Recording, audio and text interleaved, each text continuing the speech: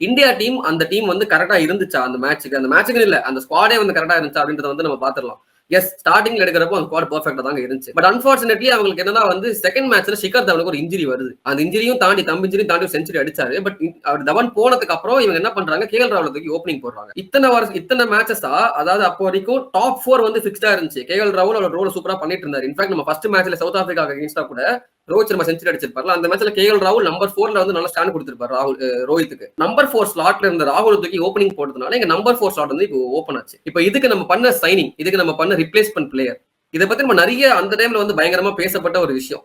கரெக்ட்டுங்களா? இவங்க வந்து மேனேஜ்மெண்ட் என்ன பண்ணாங்கன்னா, they brought in Vijay Shankar. இந்த பொசிஷனுக்கு ராய்டு எடுக்காம விஜய் சங்கரை கொண்டு வந்தாங்க. as a 3-dimensional aspect. Correct. அந்த விஜய் சங்கரை கூட்டு வந்ததே ஃபர்ஸ்ட் தப்பு தான். எல்லாருக்குமே தெரியும் அந்த டைம்ல பேசினதுதான்.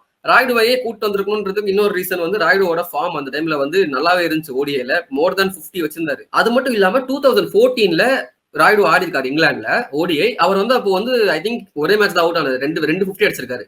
3 மேட்ச்ல 250, ஆவரேஜ் வந்து 110 சம்திங். சரியா? சோ விஜய் சங்கர் ஆடினதே இல்ல இங்கிலாந்துல அதுக்கு முன்னாடி. சோ அட்லீஸ்ட் எக்ஸ்பீரியன்ஸ் ஆச்சு இருக்கு ராய்டு கூட்டு வந்தா அப்படின்னு ஃபேன்ஸ் யோசிச்சுட்டு இருக்க அந்த டைம்ல எனக்கு வந்து பவுலிங் வேணும் அப்படின்னு விஜய் சங்கரை கூட்டு வந்தாங்க. சரிங்களா? இது வந்து பண்ண முதல் தப்பு.